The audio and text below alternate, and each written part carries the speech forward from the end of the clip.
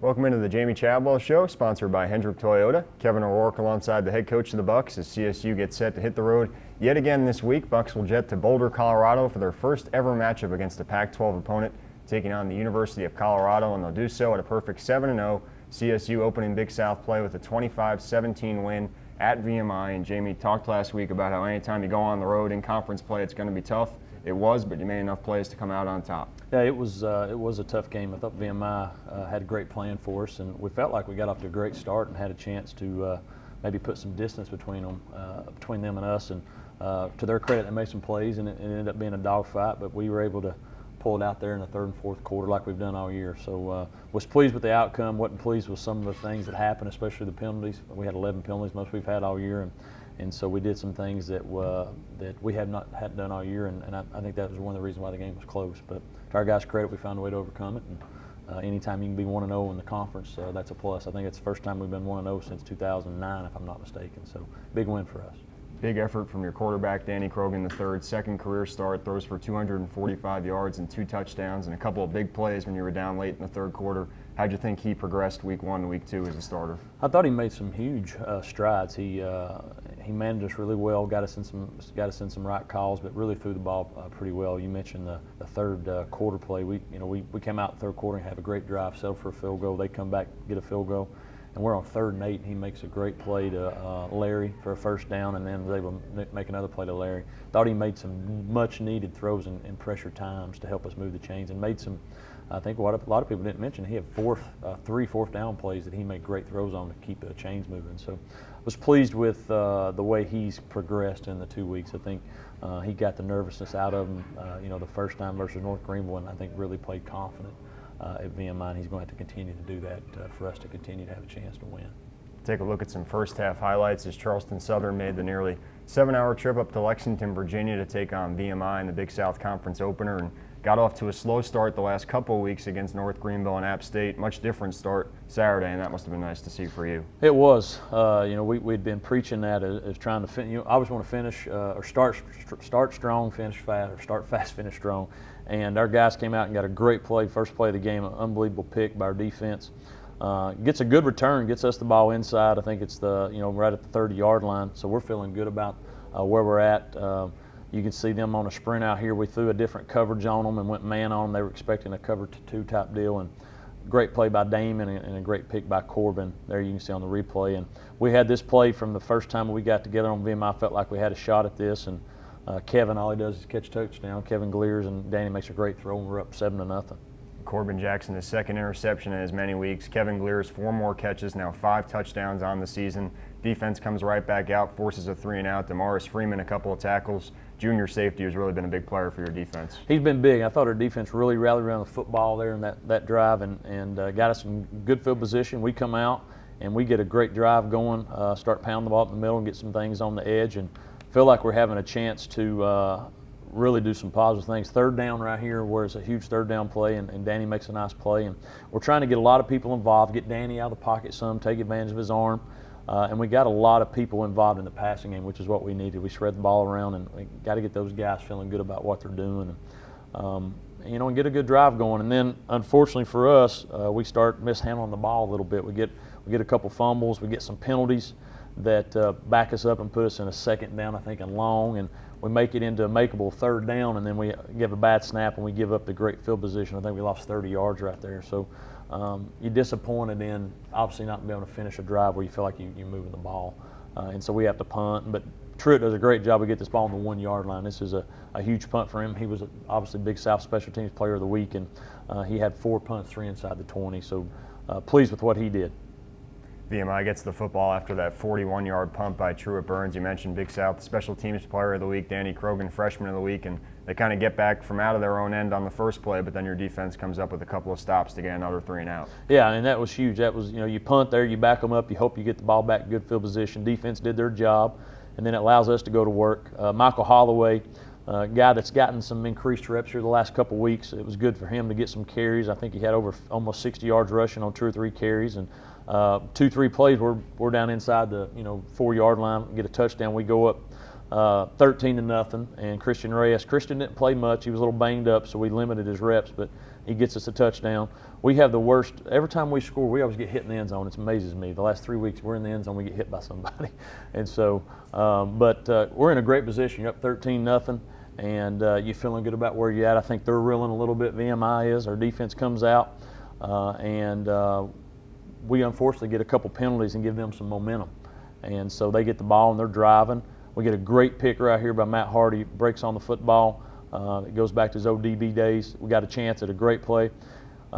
Kevin Gliers is wide open. The only person between him and the goal line is the grass, and we just underthrow him right there, and have a chance. It's 20-0 right there within about 8 minutes to go. And VMI avoids that, and they come back and get a drive going. They're a pretty good football team. I thought their quarterback played really well, and they get a drive here on us going and make it into a ball game.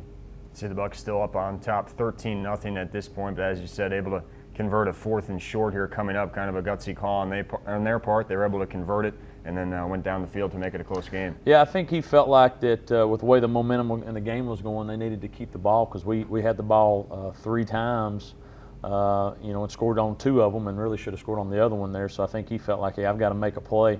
And their credit, they did. And so they go down. And we finally get a stop, but they change the field position, So we get the ball back and we try to go back to work. And we get a good play here by Ben and Nathan Prater, our tight end, getting the blocking. So we've got the ball back inside the 40 again. Get a really good drive going. We're trying to get more people involved in our run game, and we come down, and I think we end up in a makeable. We get ourselves in a 3rd and long and get it to a situation to where we have to, I think, go for it on 4th down, if I remember correctly. And I think it's 4th down. I'll look at it here. Oh, we kick field goal. Great field goal kickers. Love them. But we missed this one. We missed this one, and it just kills our momentum. And so now they're back out with great field position.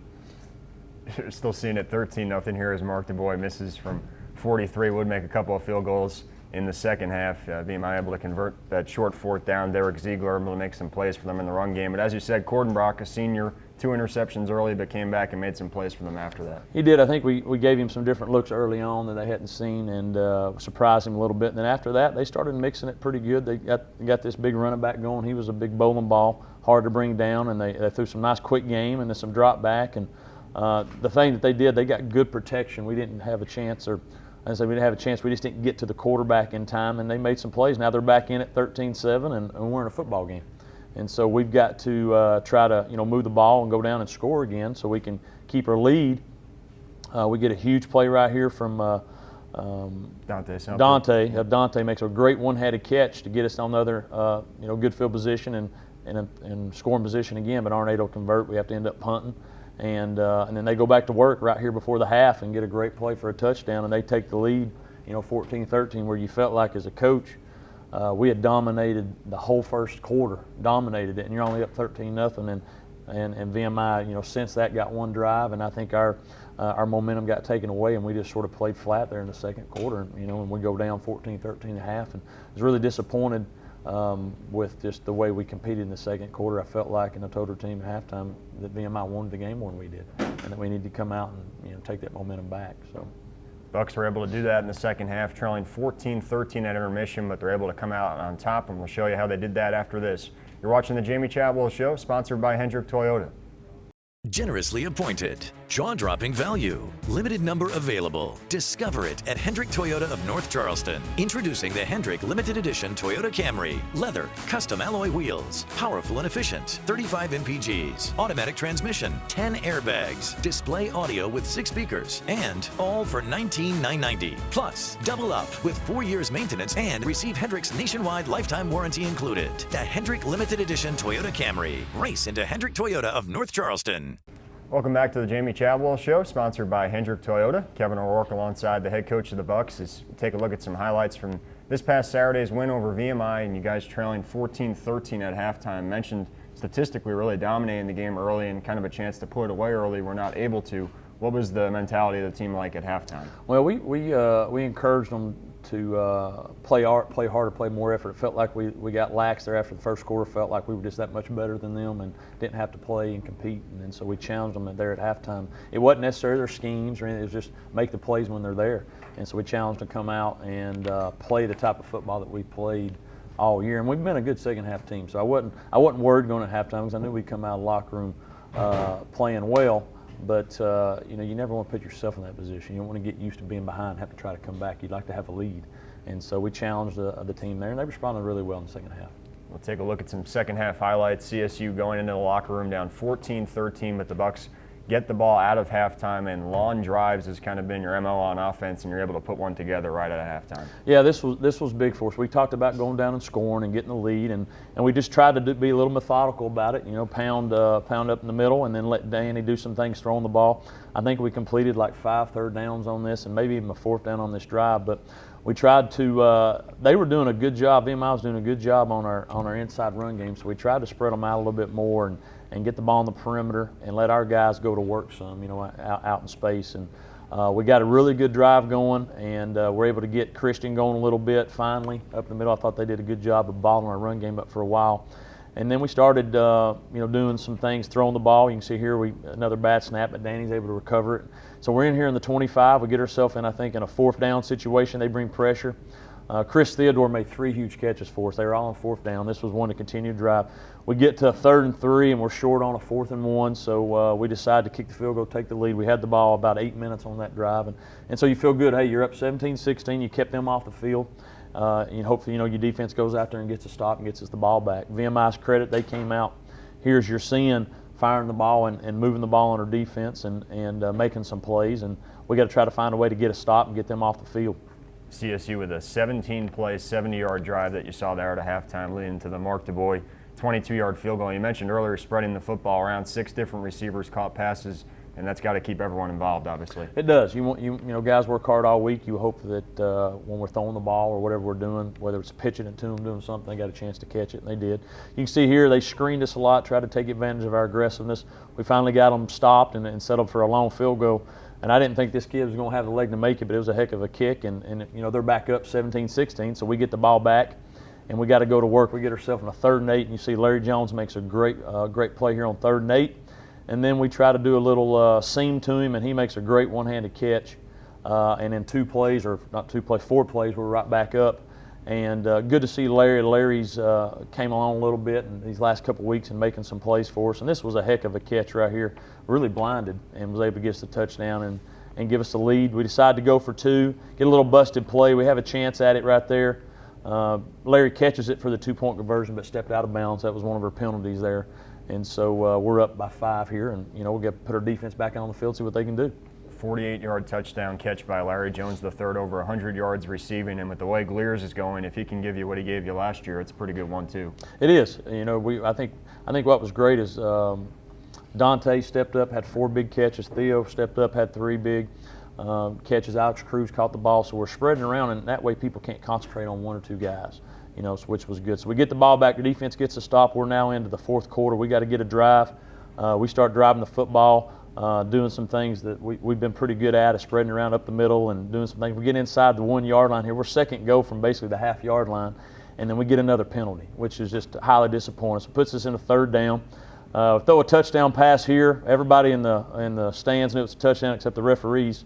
And so we get a bad call there, but we have to settle for a field goal. So we're up 8 points instead of being up 13 where we should have been, and so we put our defense back out there, and they need to get a stop for us. VMI gets a play, gets going, and we have to bow up here. We're only up 8, so they can tie it for the touchdown, a 2-point, and they're moving the ball on us here with about 5 minutes to go in the game. So it's a tight one. We get good pressure from our end, and they're trying to get the ball in the end zone. We get good pressure and get them into a 4th and 5. And they throw it, and we knock it down. Great play right there in the end zone. So we get the ball back, and we got to go try to run the clock out. And we get off to a good start. We get a 1st down on the first play and moving the ball. So we felt like we had a play to get a home run off of, and we got a poster out wide open for a touchdown. And unfortunately for us, we miss a block up front. We have to underthrow it a little bit, so it gets us in a long situation. And to VMI's credit, they get us in a 3rd down. We got a chance to try to get a 1st and try to screen to Larry, and they stop us short, so we have to punt. But I thought this was a huge punt for us. I thought that Truitt got a great roll here, milked the clock. It rolled down inside right at the 18, 19, 15-yard line, huge punt. Now they got to go 80-something plus yards to try to tie. So special teams played well in the game for us. VMI with the last chance here, down 8, out of timeouts, able to get one first down on a nice pass play, but your defense comes up again. Upcoming here, you're going to see a big sack by Malcolm Jackson, some good coverage down the field, and defense just continues to find the ways to make enough plays at the crucial times. They do. We try to bring pressure. We did some man coverage on them. They overthrew some guys, and we got a huge sack there you mentioned. And then now we just got to run the clock out. We get the ball back with about 3 minutes left. We got to get a couple first downs. We're able to get a third and short, able to knock it out. And then our favorite formation all year has been the victory formation. Out of our 7 wins, we've been in it 6 times. So that means we've had the ball at the end with and so we're was excited to get out of Lexington with a win, and didn't play well, but played well enough in the times needed to get a victory. And that's what it's about. It's just coming back with W's. So you guys able to clinch a winning season, 7-0, start conference play on a winning note. Talked earlier about Christian Reyes, only 11 carries for him, but you guys are able to go over 200 yards, a couple of big runs from the freshman Michael Holloway. Nice to have that kind of depth in the backfield. It is. Our running backs have really played well all year, and we've got some that come along a little bit slower than others. But Michael's really been playing well, especially in practice last couple of weeks, and we've got him in games, and when he's got in there, he's produced. Ben's always been producing. Thought Zach Frazier has done well in replacement for Christian, and then you saw Teddy get some carries too. So we've got 5 guys there that are giving us quality reps that we feel like if somebody goes down, we got somebody to step up. And anytime you can do that, you got confidence that you're not going to drop off if somebody's down, and that's what's been happening. So Charleston Southern able to defeat VMI 25-17. Bucks improve to 7-0 and start Big South play with a win for the first time since 2008. CSU will go on the road for the 6th time in 8 weeks this Saturday as they take on the University of Colorado. And we'll talk about that game next. You're watching the Jamey Chadwell Show, sponsored by Hendrick Toyota. Generously appointed. Jaw-dropping value. Limited number available. Discover it at Hendrick Toyota of North Charleston. Introducing the Hendrick Limited Edition Toyota Camry. Leather, custom alloy wheels. Powerful and efficient. 35 mpgs. Automatic transmission. 10 airbags. Display audio with 6 speakers. And all for $19,990. Plus, double up with 4 years maintenance and receive Hendrick's nationwide lifetime warranty included. The Hendrick Limited Edition Toyota Camry. Race into Hendrick Toyota of North Charleston. Welcome back to the Jamey Chadwell Show, sponsored by Hendrick Toyota. Kevin O'Rourke alongside the head coach of the Bucks, Jamey Chadwell, as CSU gets set to make the over 1,700-mile trip to Boulder, Colorado, and kind of a game that came about for you guys a couple of weeks ago. They had a game canceled earlier in the year because of the flooding out there, and it's a good opportunity for your program to go out there and test themselves against an FBS opponent. It is. It was a divine intervention. What I've said is the way it all worked out, and for us to be able to go play a Pac-12 school that we've never done. Be able to be on a national television network, the Pac-12 network, to be able to get our brand out, Charleston Southern, what we're doing, what we're about, was too good to pass up. And I think what we're going to receive from playing this game, the exposure, hopefully some other things down the road, I think is going to benefit our program for years to come. And that's part of it. That's why you do these things. Give your players a chance to play against the best of the best and see how we stack up. And we're excited about going out there. From a coaching standpoint, you've talked before this year about how you don't really talk about the opponent too much. Is it harder to approach this game like you do every other week? I don't think it's any harder. I mean, your kids know, they look at schedule. They're not naive. They know, hey, man, this is a Division I, so they're going to be excited about doing that, knowing they're going to be on TV. We try to pride ourselves on of every week that we play or whoever we're playing that we should be no different in our approach, that we're trying to be consistent. We took it the same way. They know that they're in the Pac-12 and all those great things, but they also know that what we're about and what we try to do. So I think that our practices will be crisper because there will be a little bit more excitement probably than if you're playing somebody else. But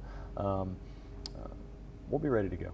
Colorado has a first-year coach as well, and Mike McIntyre. They've struggled at 1-4, but obviously against some really good opponents, including number 2 Oregon.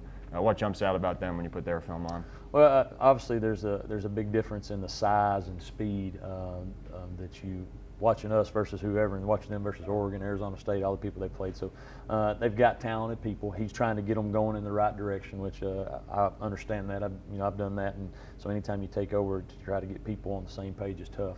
And so, but they're big and physical. That's the thing that when you go against teams that are at that level, bigger scholarships, that's what you worry about. And so we have to be able to match their physicalness, and if we can do that, then I feel like we'll have a chance in the football game to be where we want to be. They turned to a true freshman quarterback last week in their loss to Arizona State. Have a really good receiver on the outside in Paul Richardson. what's going to be the challenge for your defense going up against them? Well, you mentioned the receiver, and he's a special player. We don't have anybody that can, probably run with him. So we're going to have to do a good job of double teaming him, giving that freshman quarterback some different looks. Hopefully, we'll give him some pressure and make him, throw the ball up maybe in some things he's not comfortable with. We have to try to turn him over. If we allow him to sit back there with no pressure and have all time, they're going to find a way to pick us apart because they can run and they got guys that can make plays. So if we can, sort of our recipe, all we've had all year long is try to attack the quarterback, make him make mistakes, and then offensively keep the ball away from them and play a little keep away. And that's going to be our plan going in there. Bucks will take on Colorado this Saturday at 2 p.m. Eastern Time kickoff. You can follow all the action on CSUsports.com. Bucks taking on Pac-12 foe for the first time in school history. For Jamey Chadwell, my name is Kevin O'Rourke. Thanks for watching the Jamey Chadwell Show, sponsored by Hendrick Toyota.